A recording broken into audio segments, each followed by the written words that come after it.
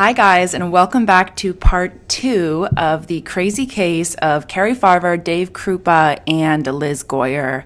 If you are just stumbling upon this video, then make sure you go back to part 1, which I covered just a few days ago, to get the full backstory. It's super important to understand what happened in part 1 in order to truly suck all the juice out of part 2 and to have all of the loose ends tied up. So go back to part 1. It's pretty long, but it's worth it. And then come back for part 2. And you are in for a wild ride. Let me get my handy dandy notes ready. When I last left you, Sergeant Jim Doty and Inspector Ryan Avis from the Pottawatomie County Sheriff's Office had taken over the case, which was a cold case at this point, and kind of breathed new life into it. And they had started investigating from 2 different angles, but they eventually sort of came to the somewhat obvious conclusion that Cari Farver was probably dead. So on December 4th, 2015, Liz actually went into police to report a new case of harassment and stalking. And this time, it was not filed against Cari Farver, but actually Amy Flora, who, if you've forgotten, Amy Flora is the mother of Dave's children and Dave's ex-partner.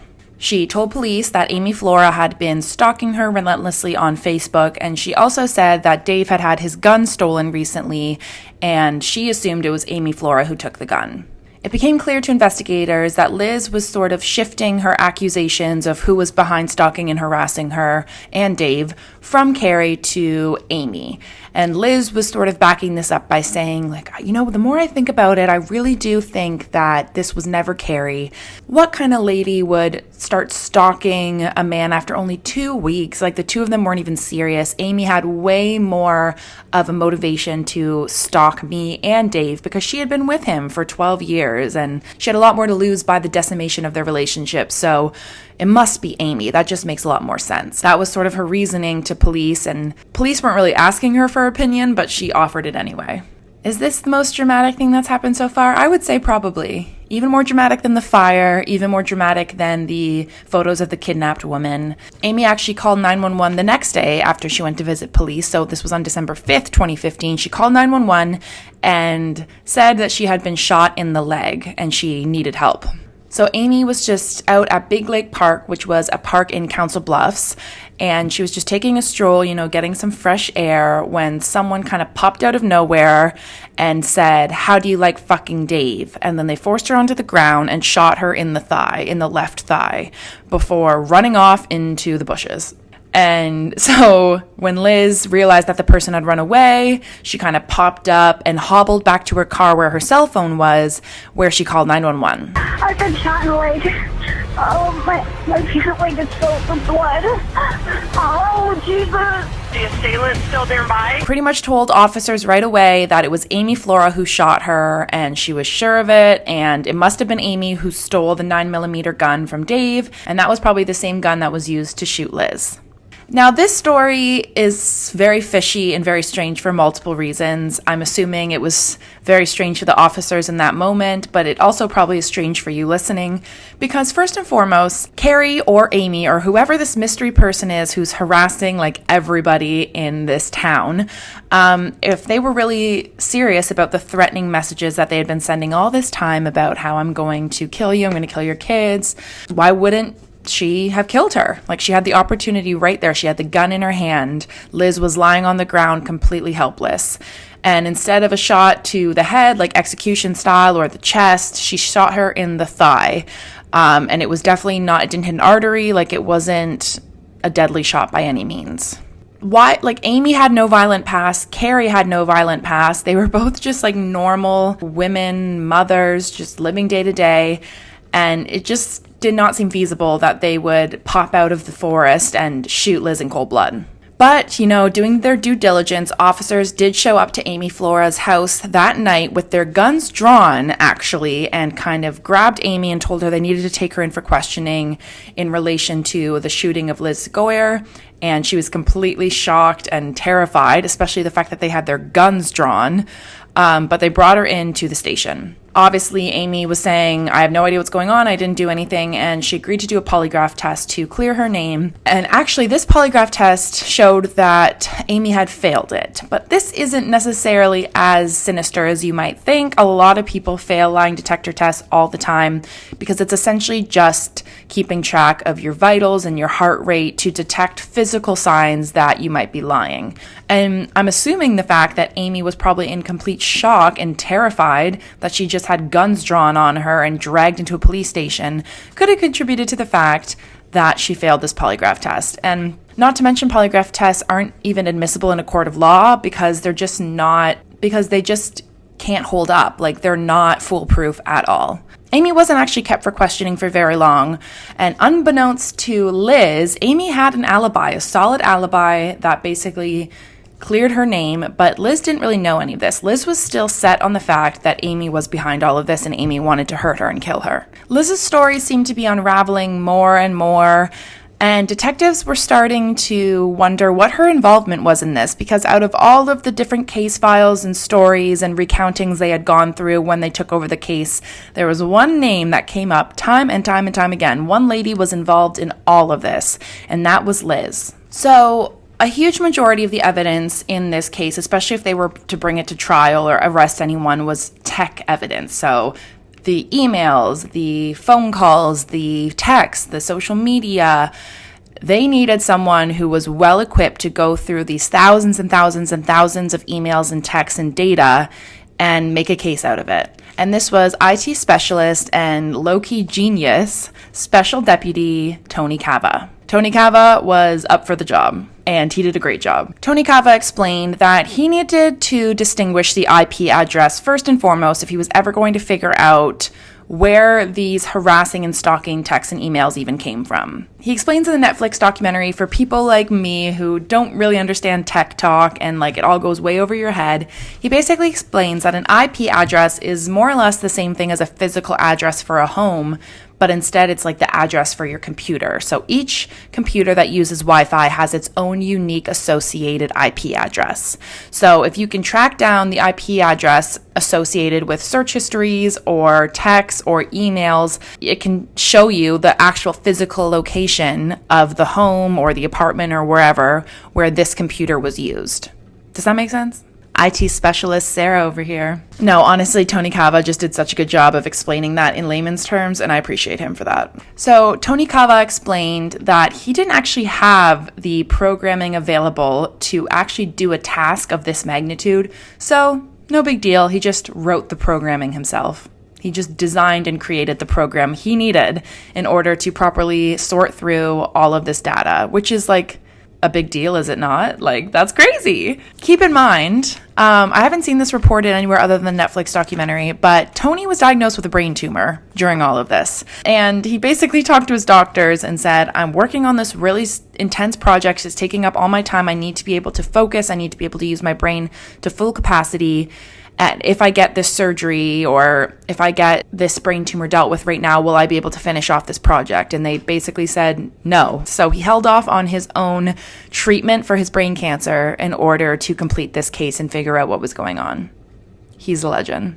So after scrubbing through all these files and sorting all this data, he eventually was able to whittle down different IP addresses to like the most frequently used ones. And there was IP addresses linked to many different places. It wasn't all coming from one specific location, but the most commonly used location turned out to be Todd Butterbaugh's house. Yes, Liz's boyfriend. So as I mentioned, Liz had moved in with Todd with her kids into Todd's home after her house was burned down. So obviously Liz had been using Todd's Wi-Fi and his computer. That was the computer she had, and that was the home that she was living in. Cava was shocked when he saw Todd Butterbaugh's name pop up on his screen because Todd was actually an employee of Tony Cava. They knew each other, and Tony Cava was like, I don't think this guy's responsible for this. Like, he's an IT guy, so it kind of makes sense. Like, he knows how to work all this stuff, but like, he doesn't have any motive really. Like, it just doesn't seem like him. I mean, I guess he could have potentially had motive to harass Dave if he knew that Liz was cheating on him with Dave, but he didn't know that. Anyway, my brain's just like trying to come up with conclusions, but there's not really a point because Todd didn't know.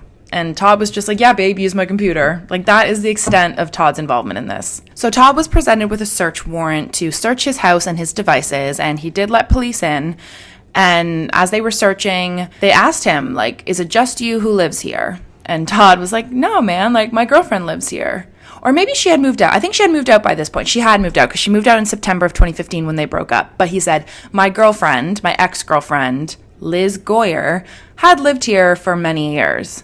I can only imagine the look on the investigators' faces when they realized this connection. Detective Avis said that it was this exact moment when the case took a whole different turn and things really started to come towards a conclusion and a conviction. Tony Cava had a whole new set of files and data and photos and things to go through now that he had full access through this search warrant to Tony's computer, and I believe they also seized Liz's phone.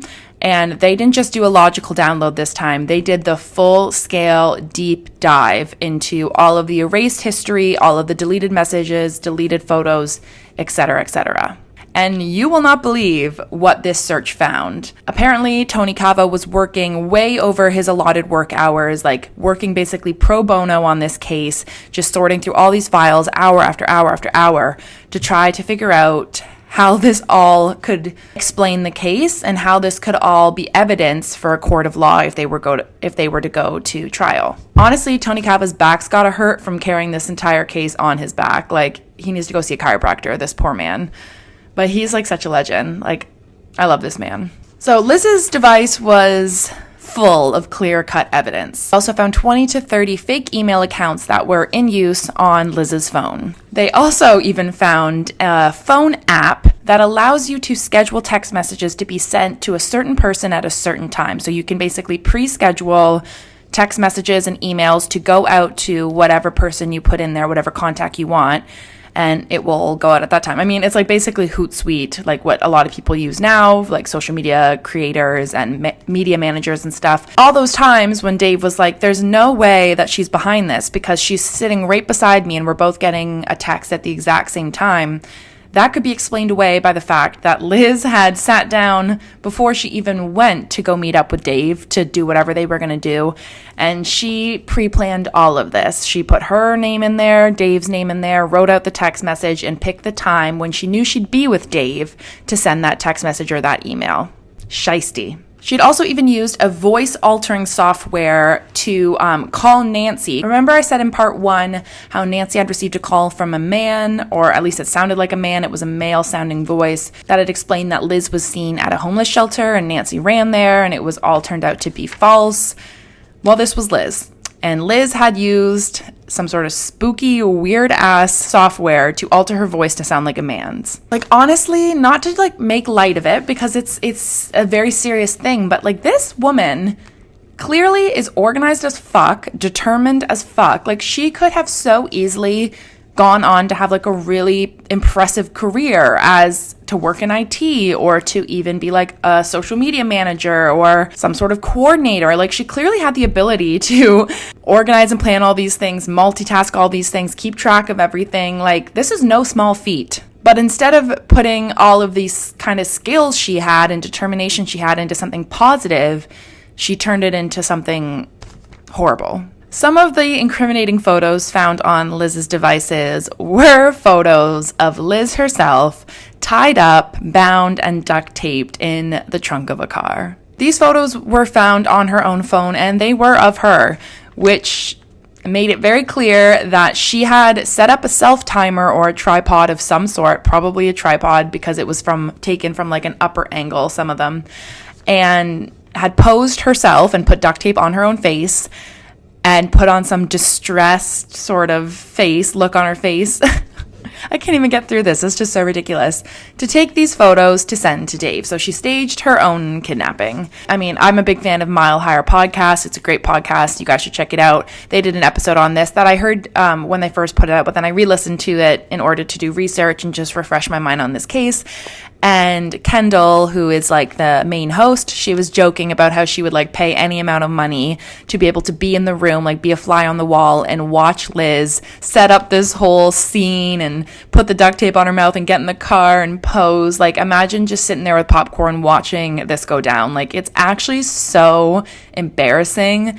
I will never again feel guilty or weird about like setting up a self timer when like I'm like at the park and I want to get like a nice photo of myself at the park. Like, never again will I feel weird about that. Liz gets the gold medal for embarrassing photo shoots. Obviously, all of this investigation, and they're finding all of these super helpful pieces of evidence on Liz's device, but Liz doesn't actually fully know what's going on. I think that was why she was so adamantly shifting her blame towards Amy and like trying to just find a new scapegoat for all this, because she probably could sense the walls closing in. Liz didn't know the full extent at all of the tea that the investigators were currently gathering on her, and police actually decided to use this to their advantage, and they decided to actually work with Liz to bring down her own demise. Her ego was so huge, her delusions were so grand that they thought, you know what, let's get her to step in it herself and incriminate herself, because this lady will do it. She will do anything at this point to take down Amy Flora, even if that means taking down herself in the process. There's a moment in like footage, and I will try to insert some of it here at some point in this next section, where Sergeant Doty is speaking to Liz, and she's clearly upset and frustrated because she believes at this point that Amy Flora had shot her at the Big Lake Park, yet Amy Flora was out of prison or out of jail and just walking around living her life with her kids. And so Sergeant Doty is trying to kind of reason with her, and he's like, look, like, you know, we feel you, we're taking this seriously, but like, we don't have any hard evidence. We need hard evidence. We need her to admit what she did. Like, we need her to admit what her motivations were if you want us to actually do anything. Like, our hands are tied, Liz, we can't do anything. And Liz is like taking mental notes, like, okay. Like, she's like, I know what needs to be done. And then Sergeant Doty even sprinkles in a little bit more manipulation in there, like a pro. And he's like, you know, if you could be like the hero in this case and like actually reach out to Amy or try to bait Amy to admitting via email what she did, or even maybe get her to even admit what she did to Cari, then that would be so incredible, and that would completely turn this case around, and we'd be able to arrest Amy like that. Liz. There have been some remains that have been located. Okay. We're waiting on the lab results to make a positive ID, but the initial indication is that these remains are Cari. Okay. She was with him for 12 years, and she still goes in and out of his life all the time. So. Yeah. So you think she could have been the person that did some of that stuff to you? I'm just saying, as another person who would be possessive of Dave, it would be her. So, I mean, I wouldn't put it past her. I'm thinking if she was bold enough to go and then shoot you, she could easily be bold enough to have done something to Cari. If we had messages from her saying, hey, I did this or I did that, you know, I could easily start building that case. Anything to Cari, because that's like gold to me if we had something like that. So over the course of the next few weeks, Liz happily obliged to what Sergeant Doty suggested, and emails kept coming in from Amy Flora to Liz Goylar, explaining bits and pieces and details of not only the shooting at Big Lake Park, and eventually Amy even sent a big email describing to Liz exactly what happened to Cari Farver and how Amy had murdered Cari Farver. So I'm going to read a few bits and pieces from that email. I don't want any proof on my phone that I am talking to you, Liz. Outlook got deleted, so I made this Hotmail one. I did meet up with Cari at a local place here in Council Bluffs. I have family that won't let me go to jail. She tried to attack me, but I attacked her with a knife. I stabbed her 3 to 4 times in chest and stomach area. I then took her out and burned her. I stuffed her body in garbage bags with crap. She was carried out to the dumpster, probably where Dave took out the garbage for me. So be glad I did not do you that way, Liz. Dave will always care for me and protect me, so I will never go to jail, etc., etc. So, obviously, Liz provides this email to police, like, look, I got the evidence you wanted. Aren't I so amazing? And as a response to this, they promptly arrest Liz Goylar for the suspicion of murder of Cari Farver. And I will actually put in a clip coming up here where she's just adamantly denying and playing dumb. And honestly, she is kind of believable. Like, I can see in some way watching this clip how this woman went on to like manipulate so many people and just like ruin so many lives, because there is something somewhat believable about her response. Or maybe it's just me. You guys have to let me know in the comments. The reason why you're in this chair right now today is because you have a lot of questions that you need to answer for me. Her phone was at your house right after she disappeared. I want to ask you how you can explain that to me, please. She's never been to my house. Your fingerprints are inside her vehicle. How would your fingerprints be inside her vehicle? I don't know, because I've never been in her car. You drove her car. No, I didn't. I've never been inside her car. I've never even been around her car. For years and years, people have been sending emails under Cari's fictitious accounts. The IP addresses show up to whose house? Your house. So as they were building the legal case against Liz Goylar for the murder of Cari Farver, Special Deputy Tony Cava actually reached out to Dave just to see if by chance there was any more evidence of technology that they could bring to the table. So like, are there any more phones? Are there any more computers? Like anything that we need to scrub and just go through everything to make sure that we have all the evidence possible. And Dave at first was like, oh, I don't think so. But then he had a thought to go through his storage locker. And in the storage locker, he had an old iPad that was completely dead, like he hadn't touched it in years. But he handed it over to Tony Cava, and he was like, I think I was using this at the time of the murder. Like, you can see what's on it. I have no idea. So when Tony Cava takes the SD card out of it, it was a micro SD card, he soon realizes that the SD card that was in Dave's tablet was actually from Liz's phone that Liz owned at the time where Cari went missing and was murdered. Ding, ding, ding. Like, this is the most crucial piece of evidence ever. And there was tons and tons and tons of photos on this SD card. So Cava's busy at work going through everything, and he stumbles upon one photo in particular that catches his eye. So he stares at it, he's zooming in, he's zooming out, and he thinks maybe it looks like a foot. It's kind of a blurry image, but he sees a tattoo and it looks like flesh, and he's starting to look at the veins and the pattern of veins on the foot. And based on some of his research, and he's just a smart guy, he knew that these veins are actually what veins look like on the human body after decomposition sets in. And so they had this photo of a decomposing human foot with a tattoo. The tattoo actually translated to mother in Chinese symbols. So they went to Nancy Rainey and they said, do you recognize this tattoo? And unfortunately, or potentially fortunately, depending on which way you want to look at this, Nancy said, yes, that's my daughter's foot. That's my daughter's tattoo. And although they didn't have a photo of the full decomposing body, they had a photo of a decomposing foot on Liz's SD card that was on her phone.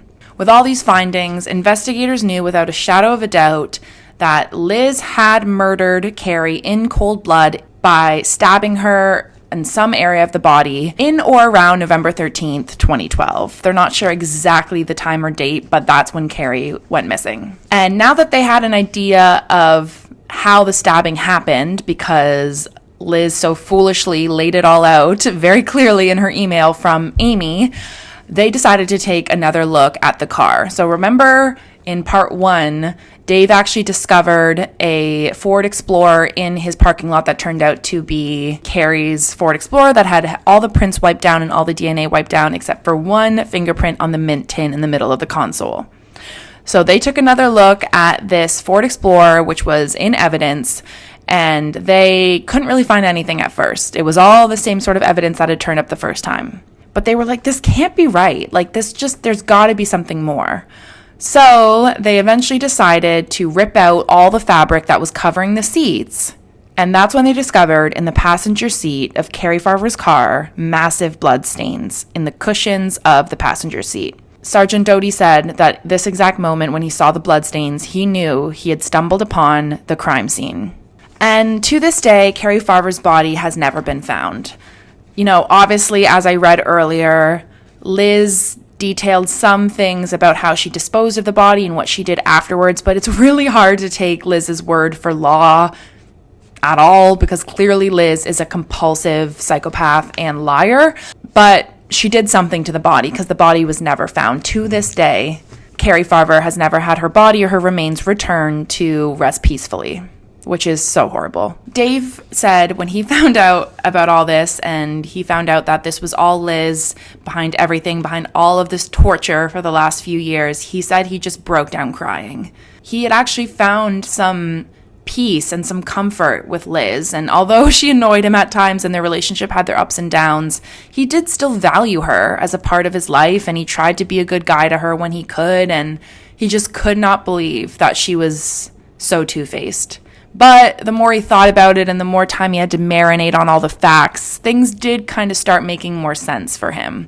I've talked to a few people about this case, and a lot of their initial reactions are like, how did he not know? Like, what was he doing? Like, how dumb is he?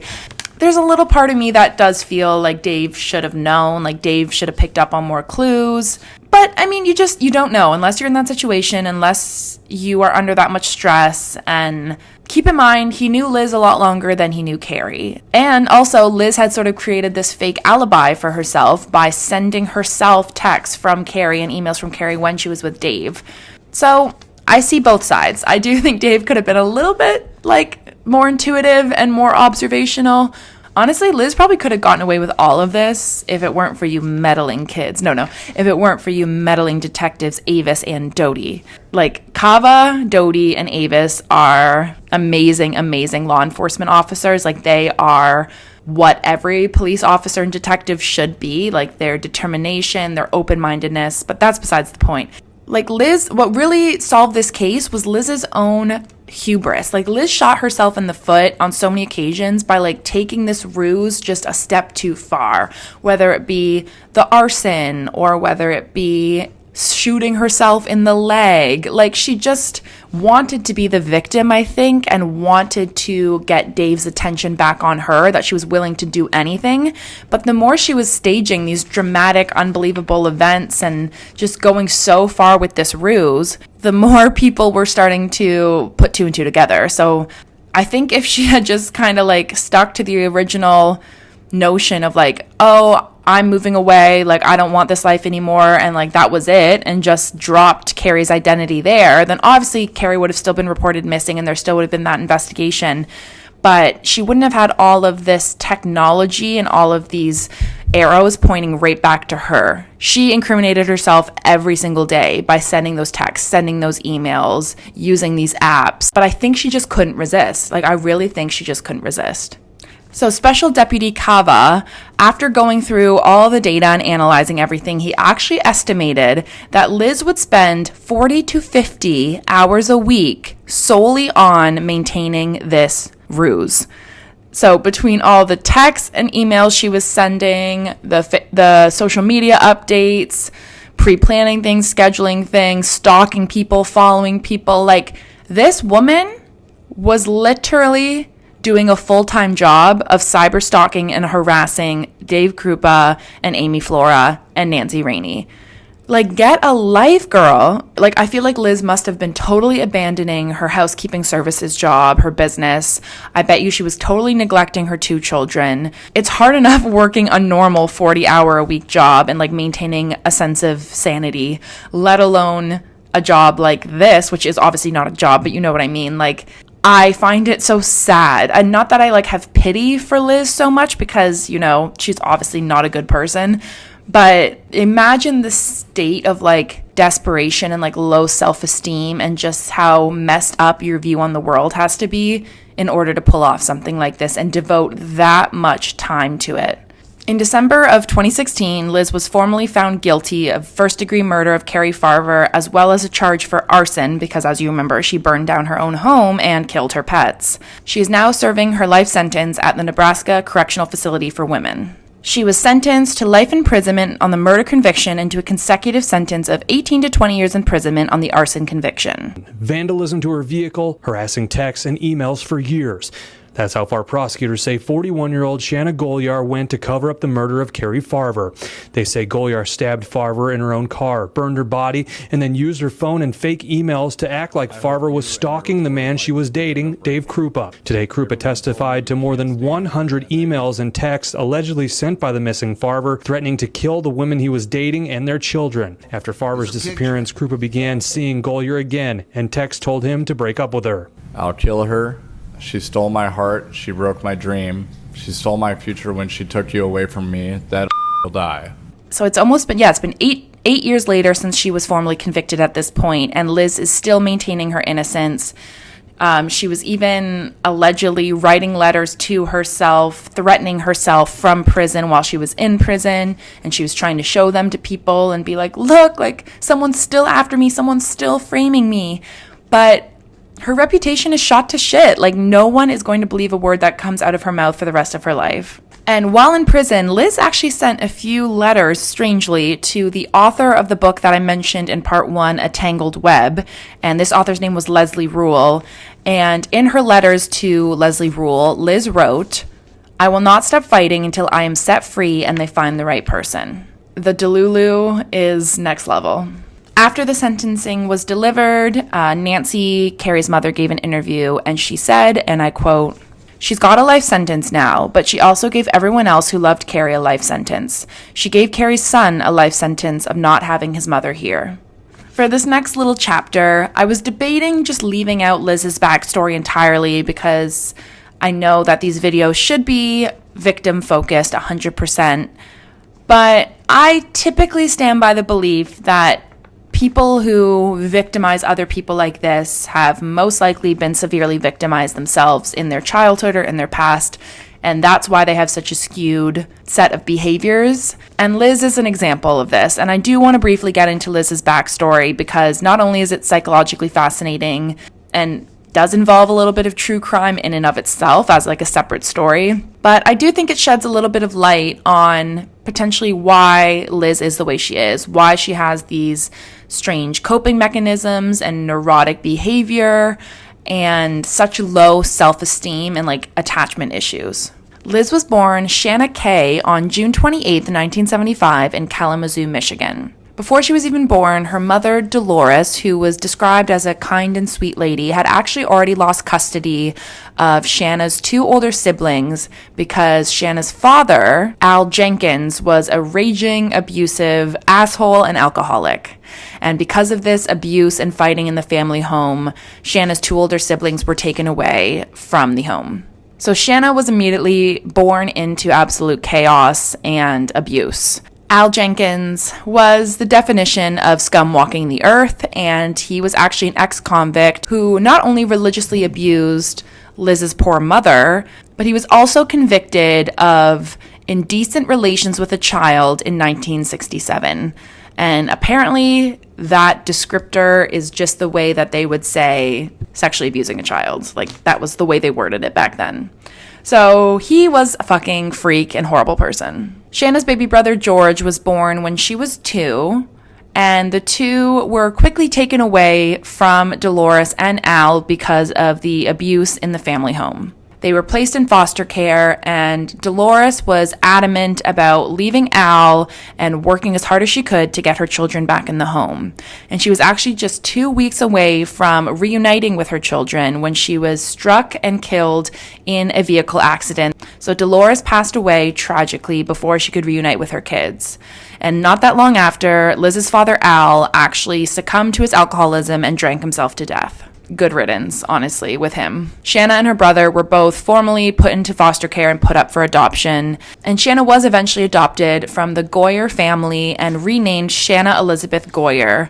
But she did claim that before she was adopted by this family, as she was passed around to different foster care family homes, she said she was abused by at least one of these families. Obviously, it's not rocket science to understand that the first few formative years of a young child's life are going to impact them for the rest of their life.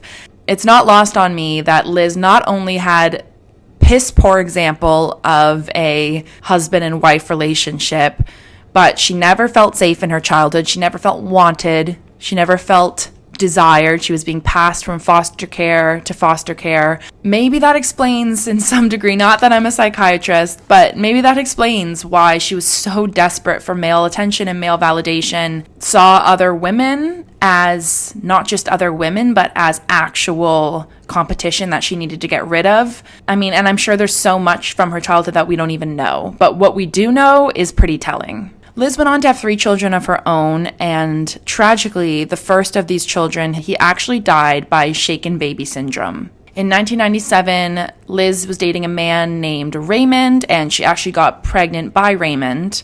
And his family apparently met Liz and did not like her at all, did not get a good vibe from her. It didn't really matter anyway, because Liz was already looking elsewhere for her next partner. So Raymond was pretty upset with Liz because he suspected that she was cheating on him with their housemate, 21-year-old Glenn Hare.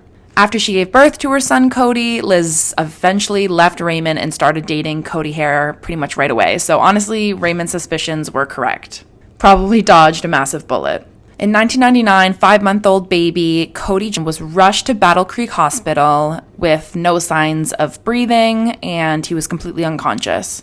Tragically, he died in hospital just a few hours later. The autopsy stated, and I quote, that the young boy had suffered a brain hemorrhage caused by vigorous shaking for up to 20 seconds. However, when Liz and her then boyfriend Glenn Hare were brought into the police because obviously this baby had died under suspicious circumstances and they needed to interview the parents, Glenn just kind of said, "It's my fault. I was throwing the baby lovingly into the air and catching him, and he was giggling and he was loving it, and that must have been what the problem was. Just a tragic misunderstanding. I thought he was having fun, but it must have been dangerous." But this didn't really go with what the autopsy said. The autopsy said it was deliberate shaking of this baby vigorously for 20 seconds. It's very much worth noting that Glenn had a brain injury as a child and therefore was quite delayed in terms of his mental capabilities.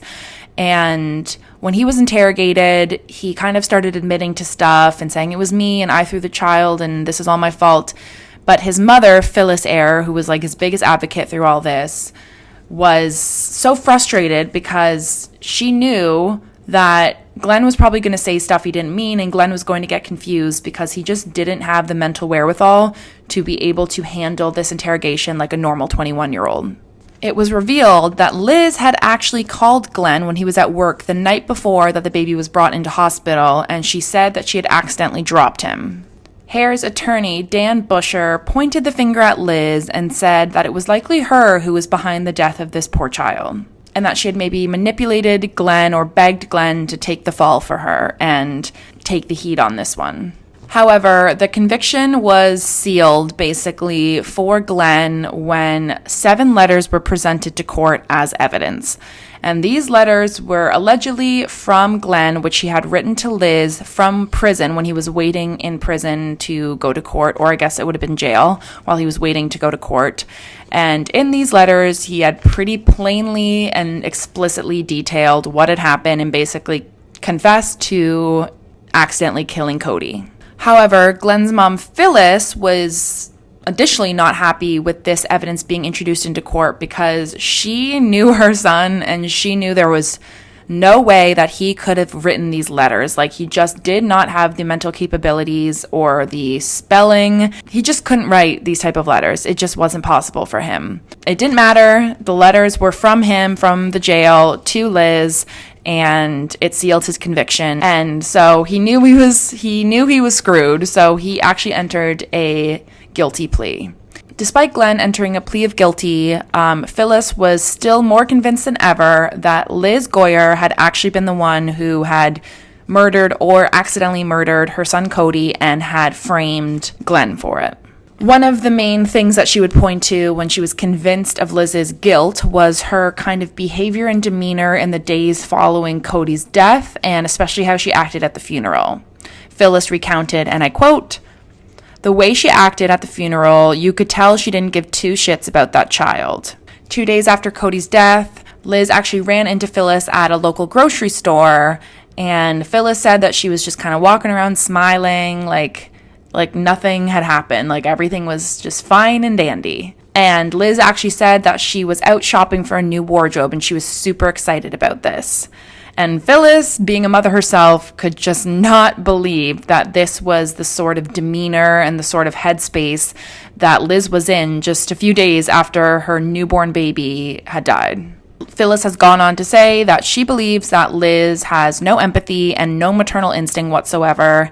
And now that you've heard all of this story, literally from Cari to Glenn to Todd to everyone in between, I think we can all agree on that Liz has some wires twisted and just doesn't have a normal sense of empathy, doesn't have a normal sense of identity, and would continue, if she was not in prison, would probably continue to go on and pull these kind of stunts on person after person when she didn't get her way. She just seemed to bulldoze through life and bulldoze through people and harm anyone in her path in order to get her way. So I, for one, despite the fact that she obviously had a really hard and sad childhood, I, for one, think it's best that she is in prison and she stays there.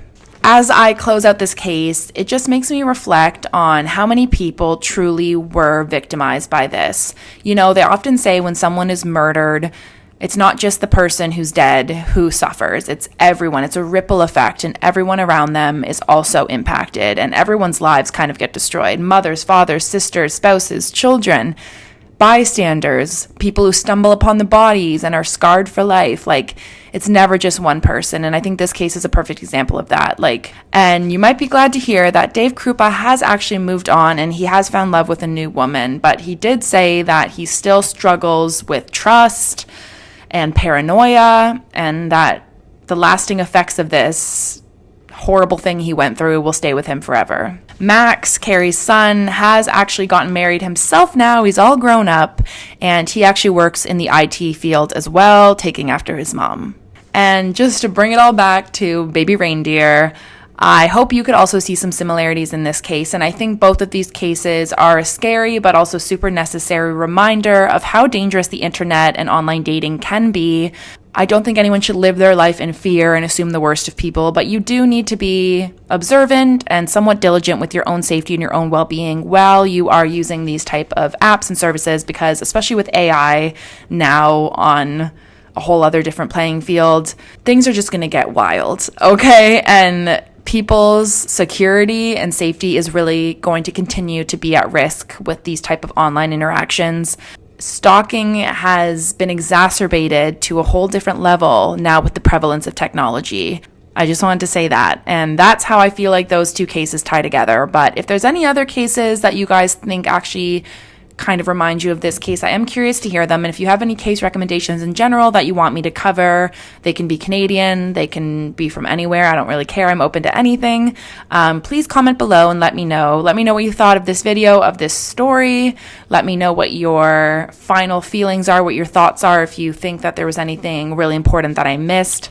I couldn't include every single detail, obviously, or I would be here for hours and hours, but I think I covered as much of it as I could that was interesting and important to the case, and I hope you enjoyed it. So this was the end of my first ever true crime video, and I just want to send my well wishes and my love and my empathy to Cari Farver's family and Dave Kroupa's family and everyone else who was wrapped up in this whole mess.